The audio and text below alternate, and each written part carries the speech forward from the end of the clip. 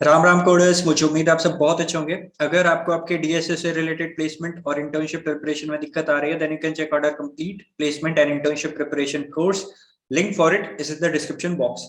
Well, आज का दूसरा सवाल, ठीक है, ये इम्प्लीमेंटेशन का बहुत अच्छा सवाल है। यहाँ पर क्या है कि आप मान सकते हैं इस तरीके से कि एक खजाना दिया हुआ है आपको, ठीक है। एक नहीं, बहुत सारे खजाने हैं, खजाना के बॉक्स है। तो आपको क्या करना है इसमें कि आपको बताना है कि आप कितना खजाना का बॉक्स आप एक्सट्रैक्ट कर सकते हो, ठीक है। और जो खजाना है वो एक ही बॉक्स में सीमित नहीं हो सकता है कि वो बहुत सारे बॉक्स में स्पैन कर रहा हो, ठीक है।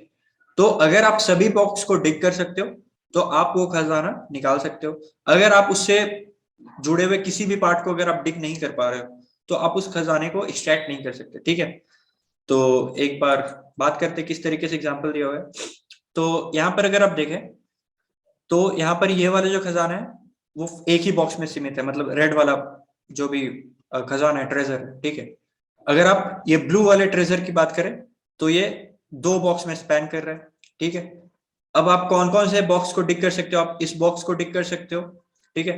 आप इस बॉक्स को डिक कर सकते हो।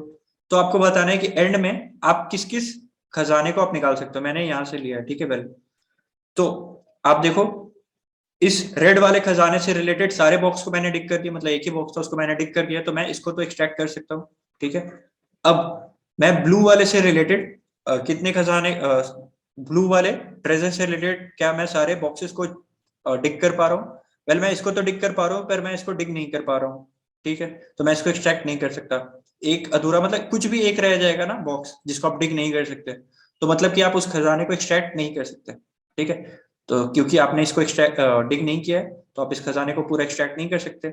अगर आप इसको भी डिग कर लेते, ठीक है, इसको भी आप डिग कर लेते तो इस खजाने का को भी आप डिग कर लेते, मतलब आप ब्लू वाले बॉक्स को भी आप निकाल लेते। तो एक तो आपने रेड वाले बॉक्स को निकाल लिया और दूसरा फिर आपने ब्लू वाले बॉक्स को निकाल लिया। तो टोटल आपने दो खजाना का पेटी निकाल लिया। तो आपको बताना है कि आफ्टर ऑल दीज ऑपरेशंस आप कितने खजाने के बॉक्सेस को आप एक्सट्रैक्ट कर पा रहे हो, ठीक है। और दूसरा एग्जांपल पे देखते हैं, दूसरा एग्जांपल किस तरीके से दिया हुआ है। वेल, दूसरा एग्जांपल भी यही है पर इसमें आप क्या कर पा रहे हो कि इसमें आप तीन बॉक्स डिक कर पा रहे हो, ठीक है। ये वाला रेड वाला डिक कर ले रहे हो, ये वाला और ये वाला भी आप डिक कर ले रहे हो। इधर से कोऑर्डिनेट आप देखो, ठीक है। तो अगेन आप इसको पूरा डिक कर लिए और आप इसको पूरा डिक कर लिए, तो आप इन दोनों को एक्सट्रैक्ट कर पा रहे हो, ठीक है। अगर यहाँ पर ये क्वेश्चन में दिया हुआ है कि कोई भी इंटरसेक्टिंग नहीं होगा, जैसे कि ऐसा नहीं होगा कि ये ब्लू वाला में कुछ रेड वाला भी पार्ट है, मतलब ब्लू वाला कुछ इस तरीके से स्पैन कर रहा हो, उसके अंदर कुछ रेड वाला हो, तो इस तरीके से ये ओवरलैपिंग नहीं होगा, ठीक है। तो उसके लिए आपको चिंता नहीं करना है, कभी भी ओवरलैप नहीं होगा, ठीक है। तो अब इसको करेंगे कैसे, ठीक है, करेंगे कैसे? तो इसके लिए मैंने क्या किया, मैंने सबसे पहले एक विजिटेड एरे बना दिया, ठीक है। विजिटेड एरे बना दिया और उसको मैंने फॉल्स से इनिशियलाइज कर दिया। अब फॉल्स से इनिशियलाइज मैंने क्यों किया, कैसे किया, उसके बारे में मैं आपको बाद में बताता हूँ। सबसे पहले मैं क्या करना चाहता हूँ ना, मैं पता लगा लूंगा कि कौन कौन से बॉक्स को मैं डिग कर सकता हूँ, ठीक है, कौन कौन से बॉक्स को मैं डिग कर सकता हूँ। और फिर मैं हर आर्टिक्राफ्ट के वैल्यू पे जाऊंगा, ठीक है, मतलब हर आर्टिक्राफ्ट के कोऑर्डिनेट्स पे जाऊंगा। और फिर मैं देखूंगा कि उसके लेफ्ट मोस्ट कोऑर्डिनेट, मतलब लेफ्ट मोस्ट कोऑर्डिनेट से लेके उसके राइट मोस्ट कोऑर्डिनेट तक अगर कोई भी मुझे ऐसा पोजीशन मिल जाएगा जिसको मैं डिग नहीं कर पा रहा हूँ, मतलब उसका डिग वाले का वैल्यू फॉल्स है, तो इसका मतलब कि मैं उस आर्टिग्राफ को नहीं निकाल सकता।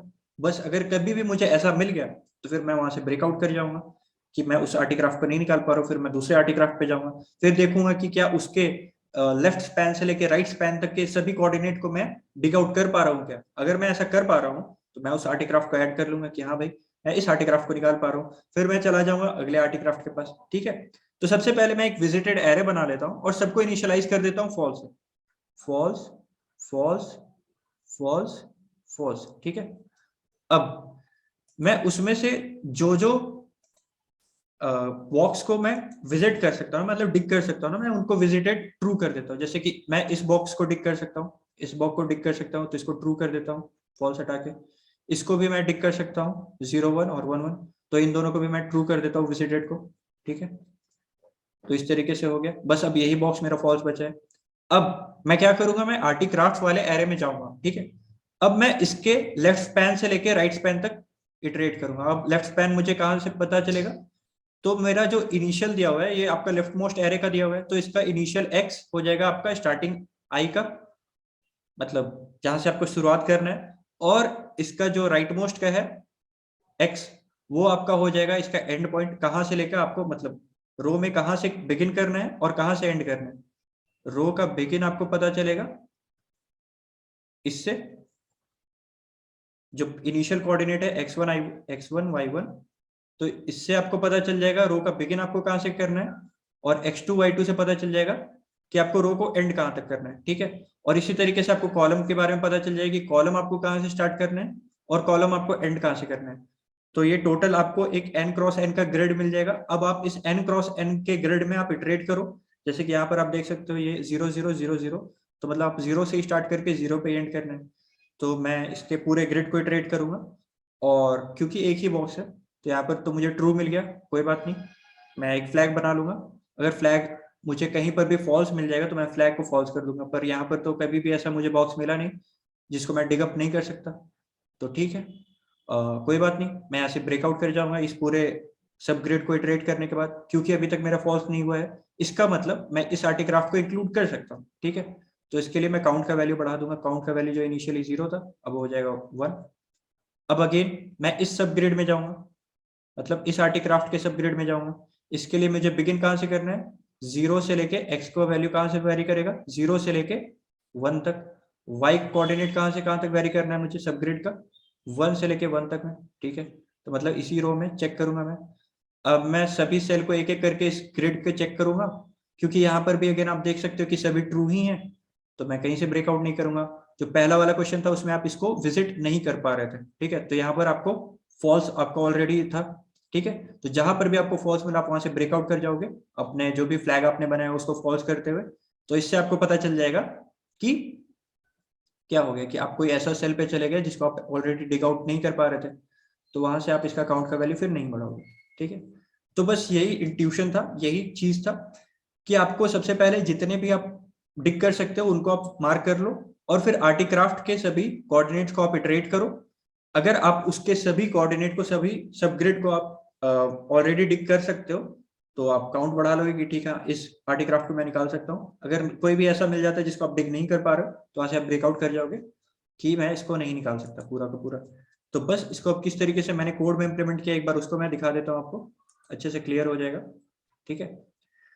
तो यहाँ पर आप देख सकते हैं कि मैंने एक n क्रॉस n का एक वेक्टर बना लिया है, ठीक है, ये विजिटेड एरे। अब इसमें मैं स्टोर करूंगा कि किस किस को मैं एक्सट्रैक्ट कर सकता हूँ, तो ठीक है, ऑलरेडी ये सब फॉल्स है, और जिस जिनको मैं डिग कर सकता हूँ उनको मैं ट्रू मार्क कर देता हूँ, ठीक है। ये काउंट वेरिएबल है जो कि स्टोर करेगा मेरा कि मैं कितने को एक्सट्रैक्ट कर पा रहा हूँ, कितने आर्टिक्राफ्ट को मैंने निकाल लिया, ठीक है। अब एक ये फ्लैग है, ये फ्लैग मुझे बताएगा कि कोई भी ऐसा सेल तो नहीं मिल जा रहा है मुझे बीच में जिसको मैं डिग आउट नहीं कर पा रहा हूँ। अगर कोई भी ऐसा सेल मिल गया, ठीक है, और ये कोऑर्डिनेट मैंने बात किया किस तरीके से अपन किस तरीके से अपन निकालेंगे, तो x1 से लेके x2 तक आपको जाना है, सभी चेक करना है, लेफ्ट मोस्ट से लेके राइट मोस्ट के x कोऑर्डिनेट तक आपको जाना है। और j के बारे में अपन ने बात किया कि लेफ्ट मोस्ट के y से लेके राइट मोस्ट के y तक जाना है आपको, ठीक है। और इस तरीके से आप सब ग्रिड में पूरा इटरेट करोगे जैसे आप 2D एरे में इटरेट करते हो। और उसके बाद से अगर आपको कोई भी ऐसा ब्लॉक मिल जा रहा है जिसको आप डिग नहीं कर पा रहे हो तो वहां से आप फ्लैग को फॉल्स कर दोगे। और अगर आपका फ्लैग फॉल्स हो गया है तो फिर आप काउंट नहीं बढ़ाओगे। बेसिकली काउंट क्या है कि कितने आर्टिक्राफ्ट को आप एक्सट्रैक्ट कर पा रहे हो, ठीक है। और एंड तक अगर फ्लैग आपका ट्रू रह गया इसका मतलब कि उस आर्टिक्राफ्ट को आप एक्सट्रैक्ट कर पा रहे हो, ठीक है। तो उस केस में आप काउंट का वैल्यू बढ़ा दोगे और रिटर्न कर दोगे एंड में काउंट।